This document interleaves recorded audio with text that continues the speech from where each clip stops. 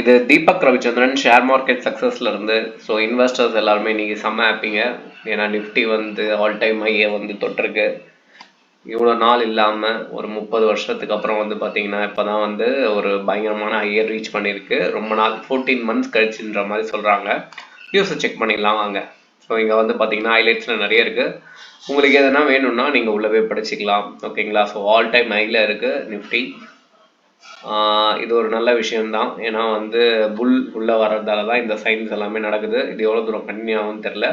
So இதில் எதனா maybe இவ்வளோ அதிகமாகச்சு அதால் வந்து கிராஷஸ் நடக்கலாம்னு எதனா வாய்ப்புகள் இருந்ததுன்னா கமெண்ட் பண்ணுங்கள். அதை பற்றி டிஸ்கஸ் பண்ணுவோம். நெக்ஸ்ட்டு எஸ், ஸோ இந்த கம்பெனி தான் இன்றைக்கி பார்க்க போகிறோம். அதுக்கு முன்னாடி நம்ம வந்து அசோக் லைலாண்ட் வந்து குவார்ட்டர்லி ரிசல்ட் பேஸ் பண்ணி நான் கொடுத்துருந்தேங்க. ஓகேங்களா. ஸோ இங்கேருந்து இப்படி குறைஞ்சி இப்படி பவுன்ஸ் பேக் அடிக்கும் அப்படின்ற மாதிரி சொல்லியிருந்தேன். ஏன் அந்த குறையும்னா இங்கே வந்து அவங்க என்ன பண்ணியிருந்தாங்க அப்படின்னா வந்து ₹1 வந்து டிவிடெண்ட் கொடுத்துருந்தாங்க. ஸோ அந்த ரீசனால் கண்டிப்பாக டிவிடெண்ட்க்கு அப்புறம் ஸ்டாக் ப்ரைஸ்ன்றது கீழே விடும். அது நிறைய டெக்னிக்கல் டேர்மாக இருக்குது, அது உங்களுக்கு தெரியும்.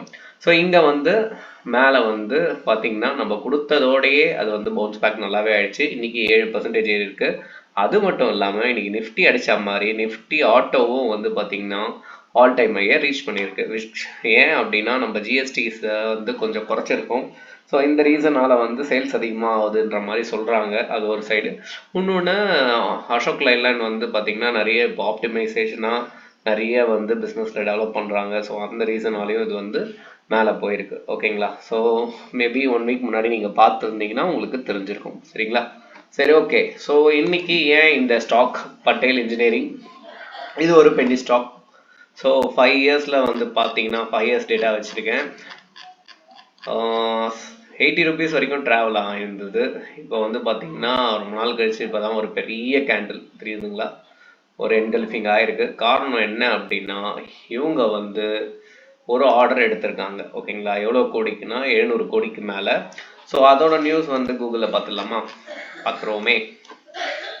அப்படி அப்படியே பார்க்கும்போது தான் நம்மளுக்கும் சரி ஓகே ஓ இதெல்லாம் நடக்குது போல் அப்படின்ற மாதிரி ஒரு ஹோப் இருக்கும். எஸ்.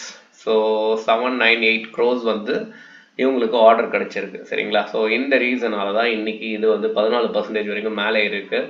ஸோ ஃபண்டமெண்டலி நான் எப்போவுமே ஃபண்டமெண்டலாக பிலீவ் பண்ணுறேன். ஸோ அதால் ஃபண்டமெண்டல் எப்பவுமே போவேன். Company market capital very good. So எல்லா டேட்டாவும் it could be a positive, very good. கீழே அப்படியே போகும்போது ரொம்ப பொறுமையாக போகிறான். மவுஸ் சரியில்லை, மாற்றணும்னு நினைக்கிறேன். சரி, ஓகே. போன குவார்ட்டரோட இந்த குவார்ட்டர் ஒரே மாதிரி ரிசல்ட் தான் வந்திருக்கு. ஓகேங்களா. So 73 crores.